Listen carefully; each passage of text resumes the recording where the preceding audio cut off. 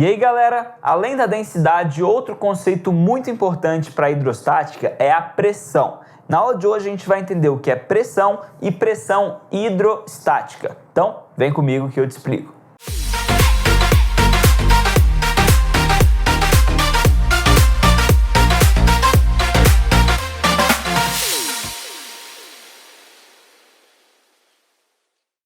Então, pessoal, nessa aula a gente vai ver outros dois conceitos muito importantes no cálculo de qualquer coisa da hidrostática, tá bom? A primeira delas é o conceito de pressão, tá? O que é pressão? Pressão na física sempre vai ser uma relação em que a gente vai dividir uma determinada força pela área na qual aquela força está sendo aplicada, tá bom? Então, sempre que eu tenho força atuando sobre uma área, se eu pego o valor dessa força e divido pelo valor da área, eu vou ter a minha pressão, tá bom?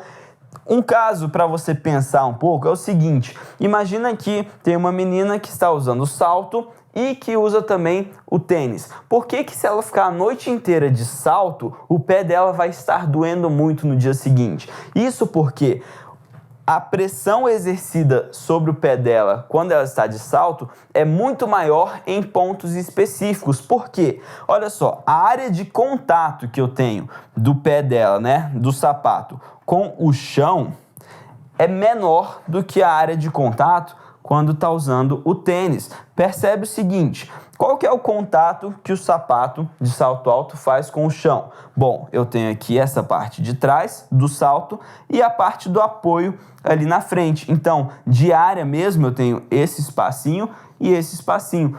À medida que, quando eu faço no tênis, eu tenho toda essa área aqui de baixo encostada no chão, ou seja, a minha força exercida é a mesma. Qual que é a força? O peso da menina. Só que aqui, esse peso vai estar distribuído aqui e aqui, em pontos bem menores, tá? Em áreas menores. Então, se eu tenho áreas menores para uma mesma força, a minha pressão vai ser maior, tá? Enquanto aqui no meu tênis, isso aqui vai estar distribuído por uma área muito maior. Então, a pressão no pé vai ser muito menor também, tá bom? Então, só para você enxergar como que esse conceito de pressão funciona. E a gente tem um outro tipo de pressão, que é a pressão hidrostática, tá bom? A pressão hidrostática está relacionada à pressão que os fluidos fazem, tá bom? Pressão de fluidos. Como que eu faço para calcular essa pressão hidrostática? Por essa fórmula aqui. A pressão hidrostática, ela vai ser a densidade do fluido, tá? Vezes a gravidade naquele local, vezes a altura do ponto que eu estou calculando essa pressão, tá? Então, imagina o seguinte: a gente tem uma piscina, tá? E lá no fundo dessa piscina tem um corpo. Eu quero saber qual que é a pressão que está sendo exercida sobre esse corpo. Eu preciso de 3 informações. Quanto que vale a gravidade naquele local?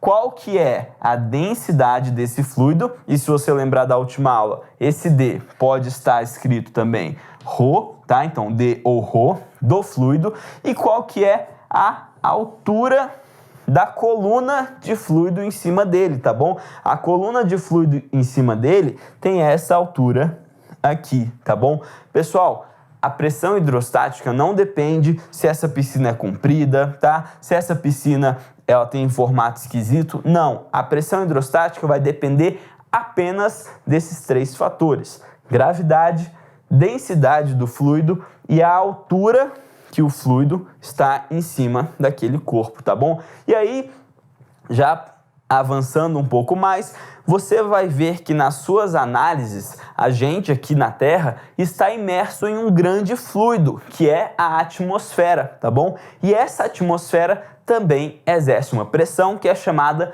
pressão atmosférica. Então, se isso aqui for uma piscina na Terra, por exemplo, além da pressão hidrostática desse fluido aqui, eu vou ter a minha PATM, que é a pressão atmosférica que está em cima dessa piscina também. Ou seja, eu não posso falar, se o caso for aqui na Terra, que esse corpo sofre uma pressão apenas igual a essa pressão hidrostática, porque além dela eu tenho que somar a pressão atmosférica e isso é muito importante para os seus exercícios. Pessoal, essa foi a nossa aula de hoje, eu vejo você na nossa próxima aula.